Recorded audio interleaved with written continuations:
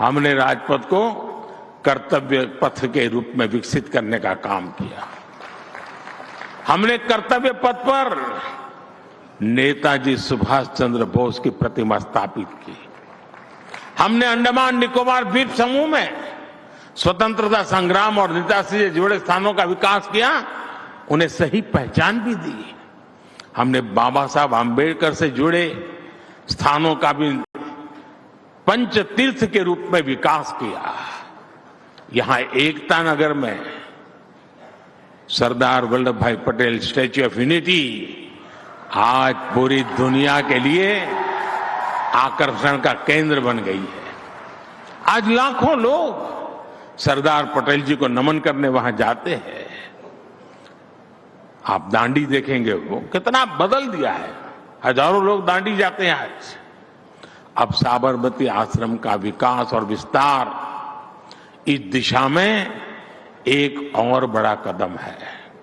साथियों, भविष्य में आने वाली पीढ़ियां, यहां इस आश्रम में आने वाले लोग यहां आकर ये समझ पाएंगे कि साबरमती के संत ने कैसे चरखे की ताकत से देश के जन मन को आंदोलित कर दिया था, देश के जन मन को चेतनवंत बना दिया था, और जो आजादी के अनेक प्रवाह चल रहे थे उस प्रवाह को गति देने का काम कर दिया था।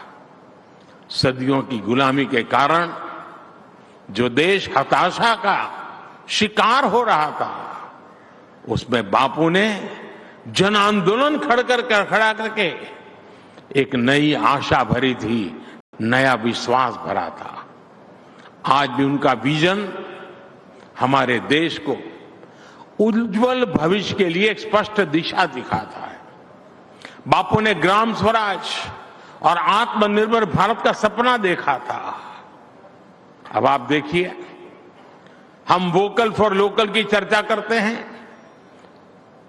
आधुनिक लोगों की समझ में आए इसलिए शब्द प्रयोग कुछ भी हो, लेकिन मूल तो वो गांधी जी की स्वदेशी की भावना है। और क्या है? आत्मनिर्भर भारत की महात्मा गांधी जी की जो संकल्पना थी, वही तो है उसमें। आज मुझे अभी हमारे आचार्य जी बता रहे थे, क्योंकि वे प्राकृतिक खेती के लिए मिशन लेकर के काम कर रहे हैं। उन्होंने मुझे कहा कि गुजरात में 9 लाख किसान परिवार, ये बहुत बड़ा आंकड़ा है, 9 लाख किसान परिवार अब प्राकृतिक खेती की तरफ मुड़ चुके हैं। जो गांधी जी का सपना था, केमिकल फ्री खेती, और उन्होंने मुझे कहा 3 lakh metric tonne urea Gujarat में इस बार कम उपयोग में लिया गया है। मतलब कि धरती मां की रक्षा का काम भी हो रहा है। ये महात्मा गांधी के विचार नहीं है तो क्या है जी?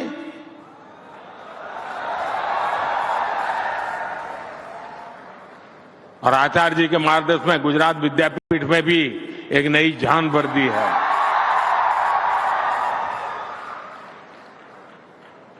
हमारे इन महापुरुषों ने हमारे लिए बहुत कुछ छोड़ा है। हमें आधुनिक स्वरूप में उसको जीना सीखना पड़ेगा, और मेरी कोशिश यही है। खादी, आज इतना खादी का ताकत बढ़ गई है जी, कभी सोचा नहीं होगा कि खादी कभी, वरना वो नेताओं की परिवेश के रूप में अटक गई थी। हमने उसे बाहर निकाल दिया। हमारा गांधी के प्रति समर्पण का ये तरीका है, और हमारी सरकार गांधी जी के इन्हीं आदर्शों पर चलते हुए गांव गरीब के कल्याण को प्राथमिकता दे रही है। आत्मनिर्भर भारत का अभियान चला रही है। आज गांव मजबूत हो रहा है, ग्राम स्वराज का बापू का विजन साकार हो रहा है। हमारी ग्रामीण अर्थव्यवस्था में एक बार फिर से महिलाएं अहम भूमिका निभा रही हैं। सेल्फ हेल्प ग्रुप्स हो, उसमें जो काम करने वाली हमारी माताएं बहनें हैं, मुझे प्रसन्नता है कि आज देश में गांवों में सेल्फ हेल्प ग्रुप में काम करने वाली 1 करोड़ से ज्यादा बहनें लखपति दीदी बन चुकी हैं।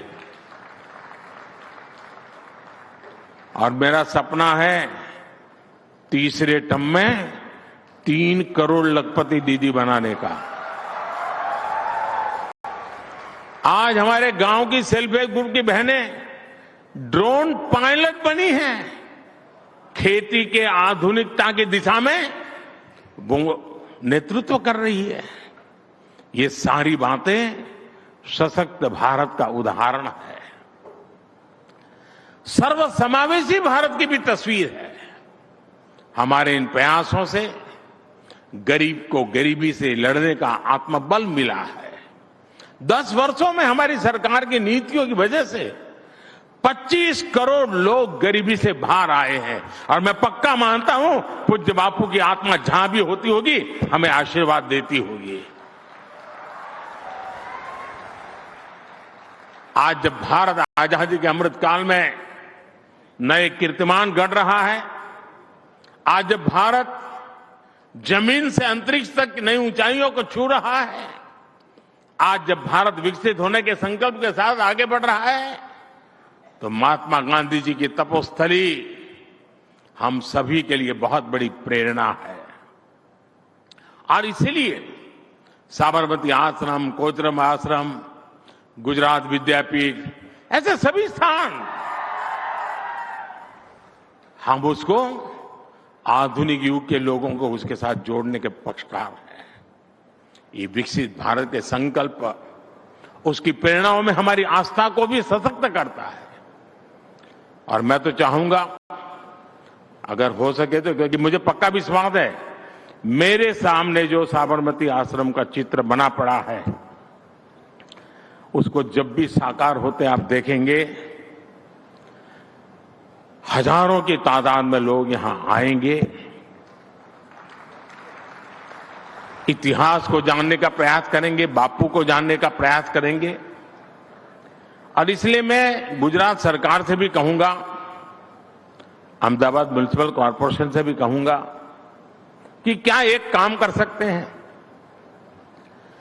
हम एक बहुत बड़ा लोग गाइड के रूप में आगे आए और एक गाइड का कंपटीशन करें, क्योंकि ये हेरिटेज सिटी है। बच्चों के बीच में कंपटीशन हो, कौन बेस्ट गाइड का काम करता है। साबरमती आश्रम में बेस्ट गाइड की सेवा कर सके ऐसे कौन लोग हैं। एक बार बच्चों में कंपटीशन होगी, हर स्कूल में कंपटीशन होगी, तो यहां का बच्चा बच्चा जानेगा साबरमती आश्रम कब बना, क्या है, क्या करता था। और दूसरा, 365 दिन हम तय करें कि प्रतिदिन अहमदाबाद के अलग अलग स्कूल के कम से कम 1000 बच्चे साबरमती आश्रम में आकर के कम से कम 1 घंटा बिताएंगे। और वो जो बच्चे उसके स्कूल के गाइड बने होंगे वही उनको बताएंगे कि यहां पर गांधी जी बैठते थे, यहां पर खाना खाते थे, यहां पर खाना पकता था, यहां गौशाला थी, सारी बातें बताएंगे। हम इतिहास को जी सकते हैं जी। कोई एक्स्ट्रा बजट की जरूरत नहीं है, एक्स्ट्रा मेहनत की जरूरत नहीं है, सिर्फ एक नया दृष्टिकोण देना होता है। और मुझे विश्वास है बापू के आदर्श, उनसे जुड़े प्रेरणा सर राष्ट्र निर्माण की हमारी यात्रा में और अधिक मार्गदर्शन करते रहेंगे, हमें नई ताकत देते रहेंगे। मैं देशवासियों को आज इस नए प्रकल्प को आपके चरणों में समर्पित करता हूं और इस विश्वास के साथ मैं आज यहां आया हूं। और मुझे याद है, ये कोई सपना मेरा आज का नहीं है जी। मैं मुख्यमंत्री था तब से इस काम के लिए लगा था। अदालतों में भी बहुत सारा समय बीता मेरा, क्योंकि पता नहीं भांति भांति के लोग नई नई परेशानियां पैदा कर रहे थे। भारत सरकार भी उसमें अड़ंगे डालती थी उस समय, लेकिन शायद ईश्वर के आशीर्वाद है, जनता जनार्दन का आशीर्वाद है कि सारी समस्याओं से मुक्ति पाकर के अब उस सपने को साकार कर रहे हैं।